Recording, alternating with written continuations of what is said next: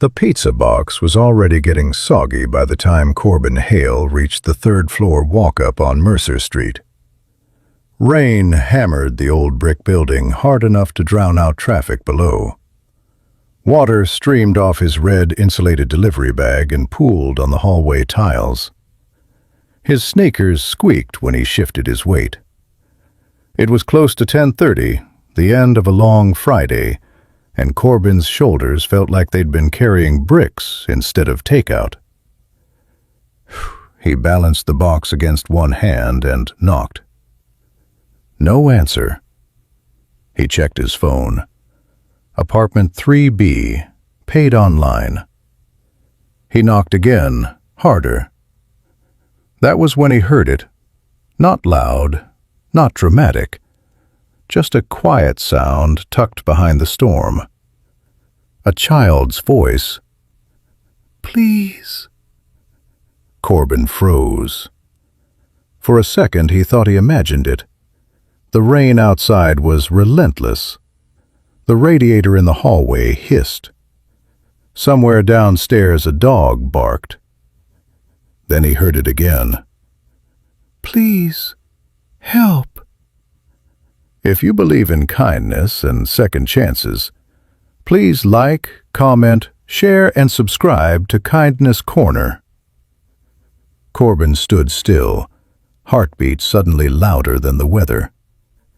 He was 34, a delivery driver for a local pizza place in Portland, Oregon. A single dad raising his 8-year-old son, Rowan, in a one-bedroom apartment across town. Most nights he rushed between addresses, trying to stack enough deliveries to cover rent, groceries, and Rowan's growing list of school expenses. Soccer cleats this month, a field trip next month. His car needed brakes too. There wasn't much room for surprises. But that voice didn't sound like imagination. Corbin knocked again. This time the door cracked open. A woman stood there wrapped in a faded gray flannel shirt and plaid pajama pants. Blonde hair tangled like she'd run her hands through it all evening. She looked exhausted in the way people do when sleep has become a rumor. "Pizza," Corbin said carefully. She blinked, then glanced behind her. "Oh, right." Her voice was thin. She reached for the box, but Corbin heard movement inside. Small footsteps, fast. A little girl appeared at the edge of the doorway, maybe 6 years old, barefoot. Curly dark hair sticking out wildly. Her eyes were huge, and she whispered, "Please don't go." The woman shut her eyes for a second. A long, awkward silence filled the doorway. Rain pounded the windows behind Corbin. Then the woman stepped back and opened the door wider. "I'm sorry," she said. "Come in for a minute." Corbin hesitated. The apartment smelled faintly of soup and damp laundry. Tiny kitchen, a narrow couch, crayon drawings taped to the fridge, a lamp flickering in the corner. The girl stayed close to the woman's leg. "I'm Tamsin," the woman said quietly. "And this is Ivy." Corbin nodded. "Corbin." Tamsin swallowed hard. "I ordered pizza because I didn't know what else to do." That sentence landed heavier than expected. She looked embarrassed saying it, like she hated needing help. Ivy clutched her sleeve. Corbin noticed the charging cable hanging useless from the wall outlet. No lights on the microwave. No hum from appliances. Power outage. Or shut-off. Tamsin noticed him noticing. "It was disconnected this afternoon," she said. "I thought I could fix it before bedtime." Her words came unevenly. I work mornings at the bakery on Alder Street. Then my second shift at a nursing home got cut back. My paycheck didn't stretch. I kept thinking I'd catch up." Corbin looked at Ivy. The little girl stared at the pizza box like it was treasure. Corbin knew that feeling. 3 winters ago, after Rowan's mom left, he'd spent a month pretending cereal counted as dinner because bills came first. Tamsin rubbed her forehead. "I shouldn't have let her hear me panicking." Ivy whispered, "Mama was crying." Tamsin turned red. Corbin suddenly felt awkward standing there soaked and dripping. He handed over the pizza. "Eat while it's hot." Tamsin looked toward her purse. "I still need to tip. No worries." "That's not fair. It's okay." She opened her mouth like she might argue, then gave up. Corbin left, or tried to. He made it halfway down the stairs before stopping. He stared at his phone. 3 deliveries left. Rent due Tuesday. Gas tank nearly empty. Rowan probably asleep by now with the lamp on because he always forgot to switch it off. Corbin leaned against the stairwell railing. Then he turned around. Back upstairs. Tamsin opened the door again, looking startled. Corbin held up his phone. "My son and I keep a backup power bank for storms." That part was true. "And there's a late-night grocery on my route." She looked confused. "You don't have to." "I know."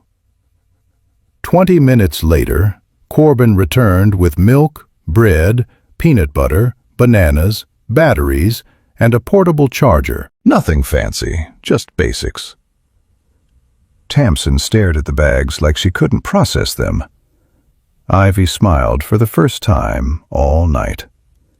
Corbin plugged in Tamsin's phone, a tiny spark of life on the screen, battery symbol glowing. Tamsin sat down hard at the kitchen table. "I can pay you back." Corbin shook his head. "Just breathe tonight." She laughed once through her nose, not because anything was funny, just because she was tired enough to nearly fall apart. Corbin checked the time.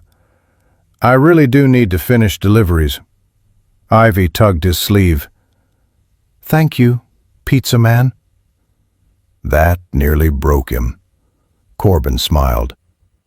"Tell your mom the bananas are the healthy part." She giggled. By midnight he was home.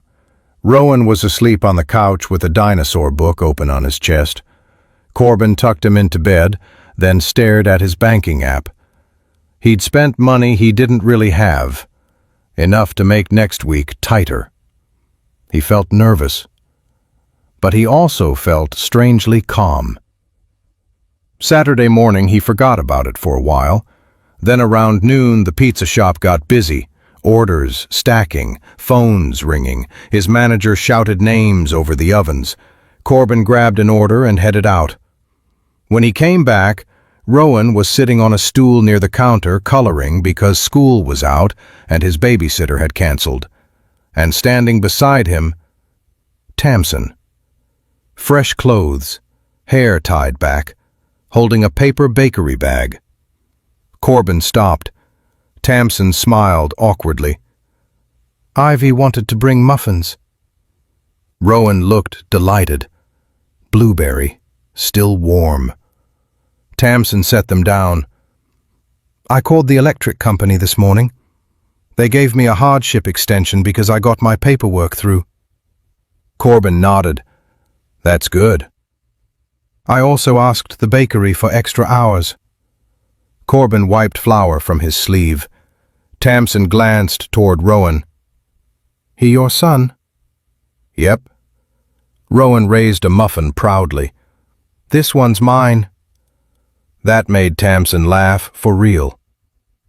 Ivy peeked out from behind her. She was holding a folded crayon drawing. She handed it to Corbin, a crooked picture of a man with yellow pizza boxes and giant red backpack. Stick figure Rain, a smiling little girl. Across the top she'd written in uneven letters, "Thank you, Corbin." Misspelled. Perfect.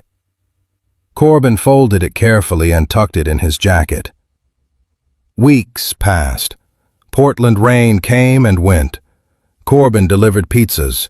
Tamsin worked longer bakery shifts. Sometimes Corbin stopped by Alder Street early mornings for coffee and a muffin before school drop-off. Sometimes Rowan and Ivy sat together at a park while adults traded tired parent conversation nearby. Life stayed messy. Bills still arrived. Cars still made weird noises. Kids still forgot homework. Nobody magically became wealthy. Nobody got rescued by miracles. But small things started stacking up. Tamsin occasionally sent over fresh bread. Corbin helped replace a leaking faucet. Rowan taught Ivy card games. Ivy reminded Rowan to zip his jacket.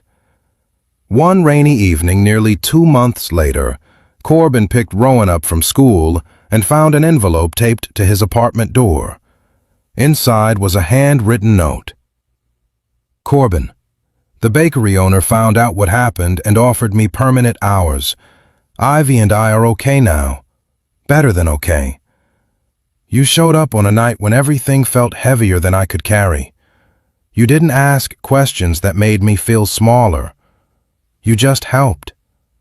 I hope you know how rare that is. Thank you. Pamson.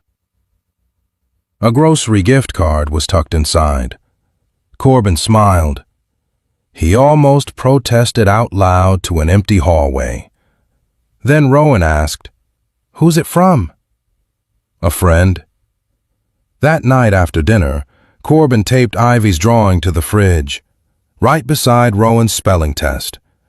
He stood there longer than necessary, thinking about storms, about strangers, about how easy it is to keep walking because everyone is tired and stretched thin and carrying their own weight, and how sometimes the smallest pause changes the direction of somebody's week, maybe even your own. Comment: kindness still exists if you believe even one good act can change someone's life. And if this story touched your heart, please leave a like and share it with someone who still believes kindness matters. Corbin never thought of himself as extraordinary. He still rushed deliveries, still worried over bills, still packed Rowan's lunches half asleep and forgot laundry in the dryer.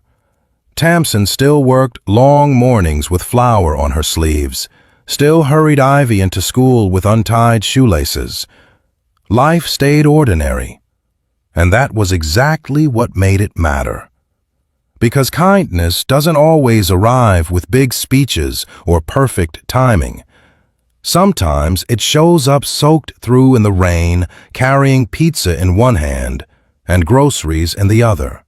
Sometimes it looks like staying an extra 5 minutes, listening, not pretending you didn't hear. And sometimes a quiet cry behind a storm becomes the reason someone believes tomorrow might feel manageable again. That kind of kindness rarely makes headlines, but it settles into everyday life, warm as kitchen light, simple as a shared muffin, steady as rain against old brick. And sometimes that's more than enough.